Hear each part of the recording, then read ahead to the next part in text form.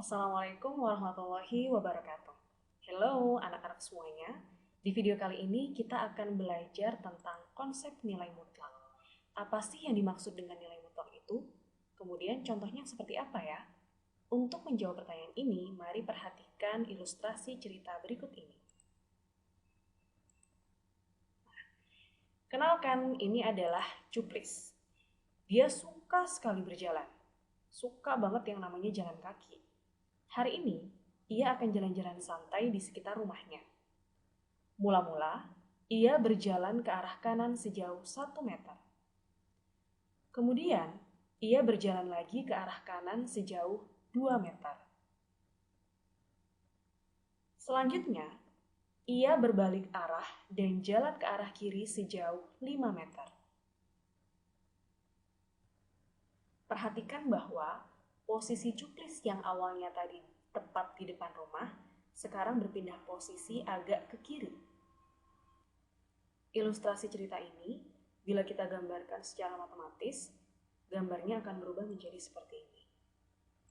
Tinggal kita tambahkan garis bilangan di bawahnya. Kemudian, pada garis bilangan ini, kita misalkan posisi diam atau posisi mula-mula Cuplis itu berada di angka 0. Makanya pada garis bilangan kalau kalian perhatikan, posisi Cuplis mula-mula itu tepat berada di angka 0. Selanjutnya, coba kalian jawab pertanyaan berikut ini. Berapa meter jarak yang ditempuh Cuplis ketika jalan santai? Jawabannya berapa? Jawabannya adalah 8 meter. Coba kalian pikirkan kira-kira 8 meter ini dapatnya dari mana ya? Kemudian pertanyaan yang kedua adalah, berapa meter besar perpindahan posisi Cuplis? Jadi berapa meter besar perpindahan posisi Cuplis dari posisi mula-mula ke posisi akhir? Ini besar perpindahannya berapa meter? Jawabannya adalah berapa? Jawabannya adalah 2 meter ke arah kiri. Nah, coba dipikir, kira-kira 2 meter ke arah kiri ini dapatnya dari mana ya?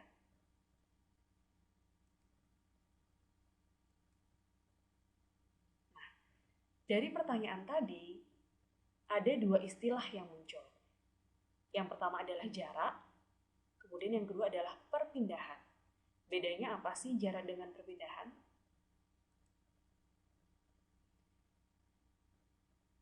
Coba perhatikan. Cuplis berjalan ke arah kanan sejauh 3 meter. Itu kondisi yang pertama. Kemudian kondisi yang kedua, misalnya dari depan rumah Cuplis berjalan ke arah kiri sejauh 3 meter. Kalau kalian perhatikan, walaupun arahnya berbeda, yang satunya arahnya ke kanan, kemudian yang satunya arahnya ke kiri, perhatikan bahwa jarak yang ditempuh itu tetap sama, yaitu sama-sama 3 meter. 3 meter ke kanan itu sama dengan 3 meter ke kiri. Ingat, jarak itu adalah seberapa jauh sih jalan yang ditempuh oleh Cuplis. Kalau dia jalan ke kanan sejauh 3 meter, kemudian jalan ke kiri sejauh 3 meter, berarti jaraknya sama-sama 3 meter. Dari sini, kita bisa menyimpulkan bahwa jarak itu tidak memperhatikan arah. Mau arahnya ke kanan, ke kiri, ke depan, ke belakang, kalau sama-sama yang ditempuh itu sejauh 3 meter, maka jaraknya adalah sama nilainya, yaitu 3 meter. Bagaimana dengan perpindahan? Sekarang coba perhatikan. Cuplis berjalan ke arah kanan sejauh 4 meter. Perhatikan posisinya. Karena perpindahan itu kaitannya dengan posisi, berpindah posisinya. Perhatikan bahwa mula-mula posisi Cuplis ada di depan rumah. Namun ketika dia berjalan sejauh 4 meter, sekarang posisi Cuplis ada di depan pohon mangga atau 4 meter ke arah kanan. Ini kondisi yang pertama. Kemudian, bagaimana bila Cuplis berjalan ke arah kiri sejauh 4 meter dari depan rumahnya? Perhatikan perpindahan posisinya. yang awalnya ada di depan rumah, kemudian setelah berjalan sejauh 4 meter ke kiri, posisinya berubah atau berpindah menjadi sejauh 4 meter ke arah kiri. Coba kalian perhatikan, posisi 4 meter ke arah kanan dan posisi 4 meter ke arah kiri dari posisi mula-mula diam di depan rumah itu jelas posisinya berbeda ya, letaknya berbeda, yang satunya di kanan, satunya di kiri. Walaupun jarak yang ditempuh atau jalan yang ditempuh sama-sama sejauh 4 meter, tapi posisinya berubah, berbeda, perpindahannya berbeda. Oleh karena itu, 4 meter ke arah kiri itu tidak sama nilainya dengan 4 meter ke arah kanan. Ini yang dinamakan perpindahan. Di sini kita bisa menyimpulkan bahwa perpindahan itu memperhatikan arah. Kembali ke contoh yang tadi.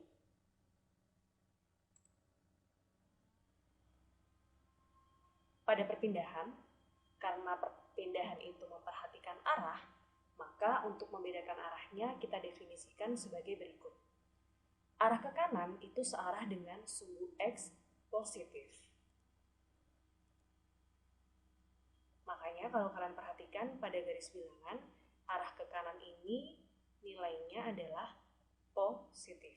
Ini merupakan sumbu X positif. Kemudian, kita definisikan bahwa arah ke kiri searah dengan sumbu X negatif. Makanya, kalau kalian perhatikan pada garis bilangan, arah ke kiri nilainya sama dengan negatif. Angkanya negatif ya.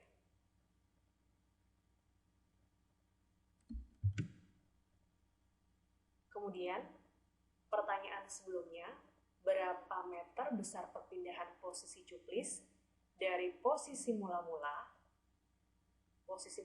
ada di depan rumah, kemudian berpindah posisinya ke sebelah kiri atau ke arah kiri.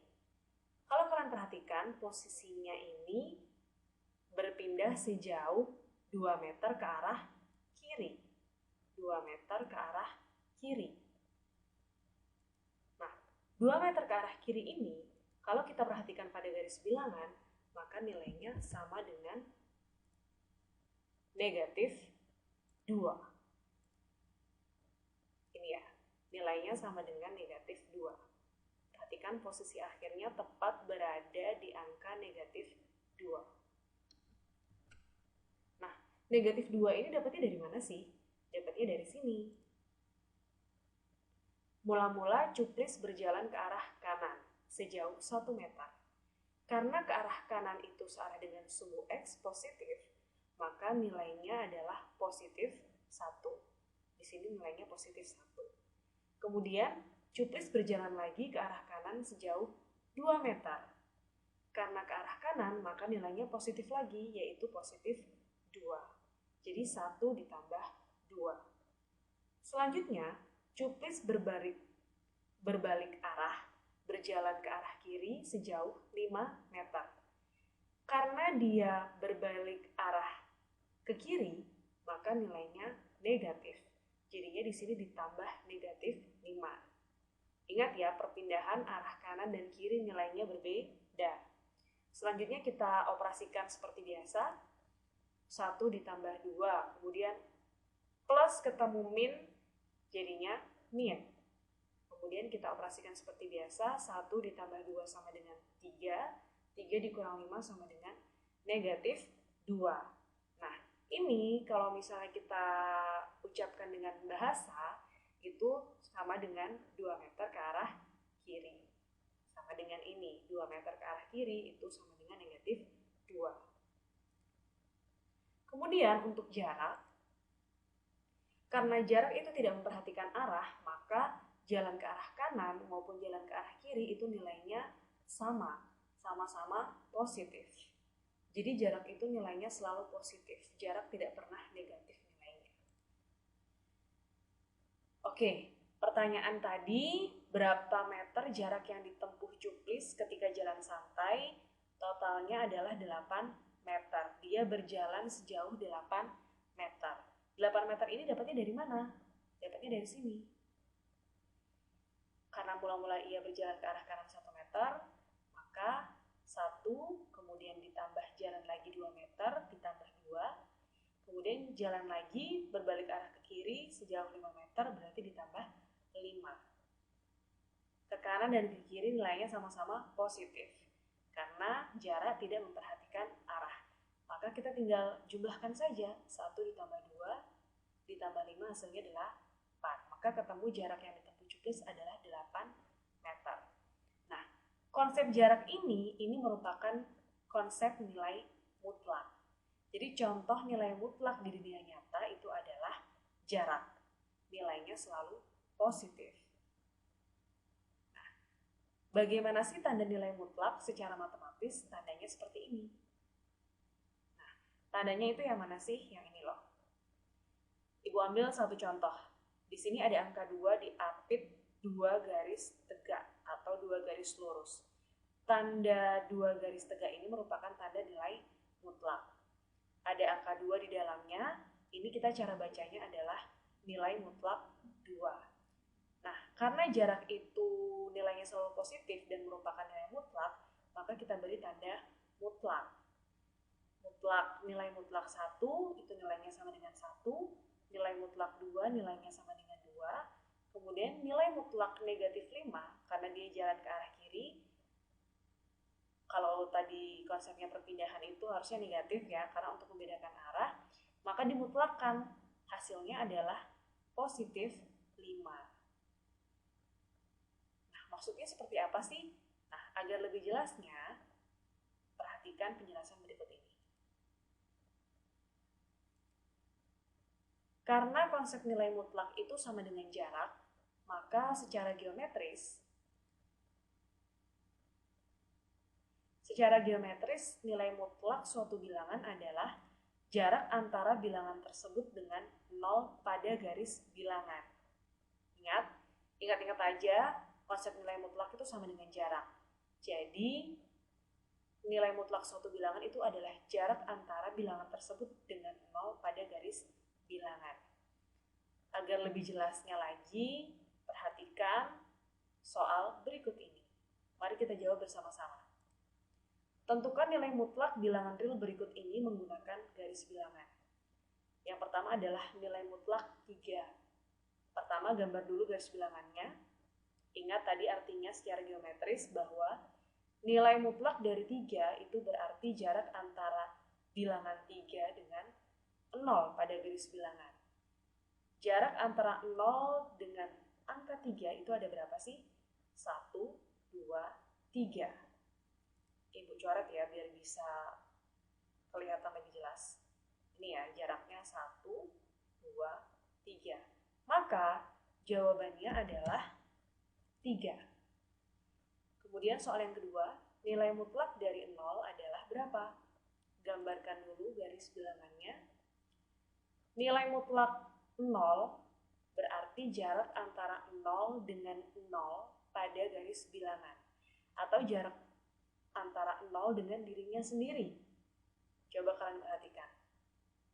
Jarak antara 0 dengan dirinya sendiri itu sama dengan 0. Dia tidak berpindah.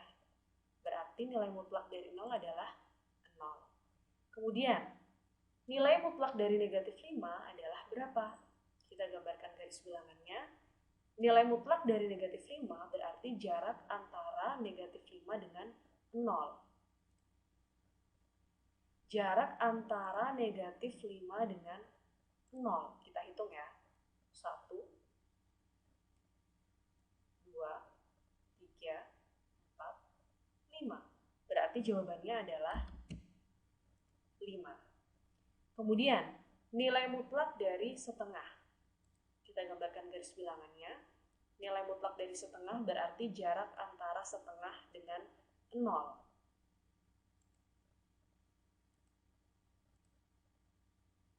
Angka setengah itu ada di mana? Angka setengah itu tepat berada di tengah-tengah antara 0 dan 1. Berarti jarak antara setengah dengan 0 adalah setengah. Nah, Sekarang coba kalian perhatikan, kalian amati yang ibu kotaki. Ya. Perhatikan nilai mutlak dengan hasilnya.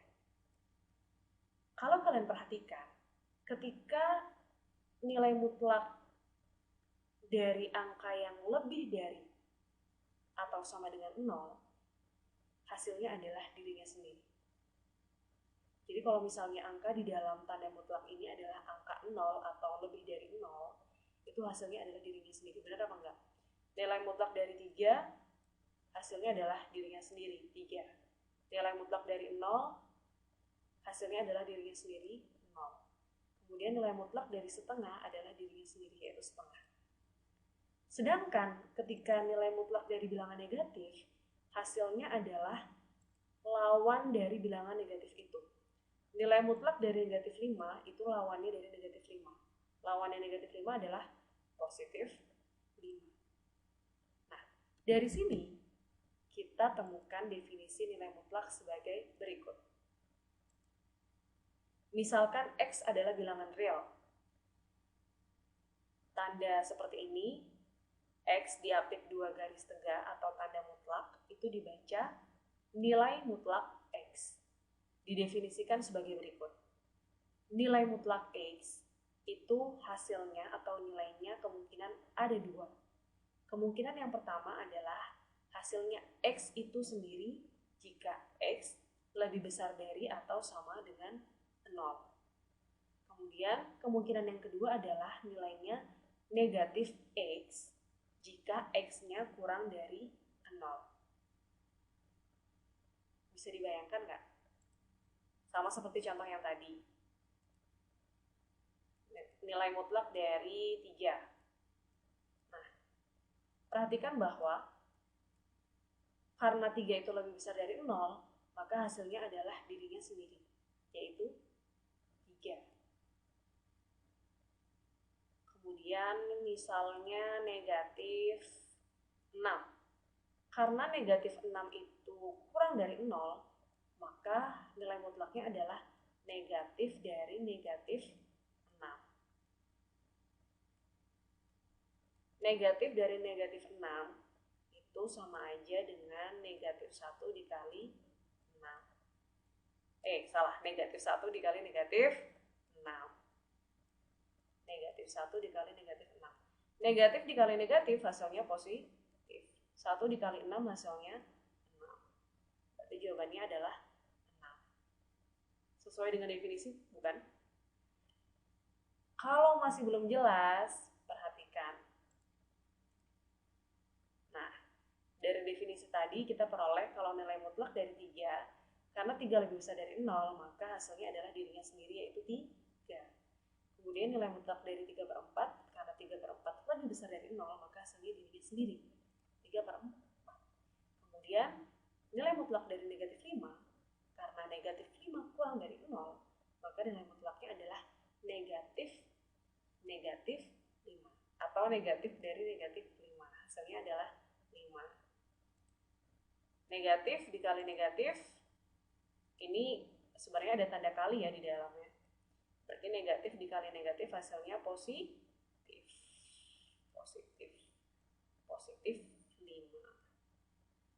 Sesuai dengan definisi nilai mutlak tadi ya. Nah, bagaimana menurut kalian?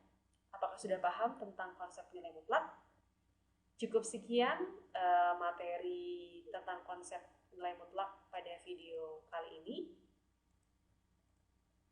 Terima kasih kalian sudah menyaksikan video ini. Semoga paham dengan penjelasan yang sudah diberikan. Sampai jumpa di materi selanjutnya. Dadah!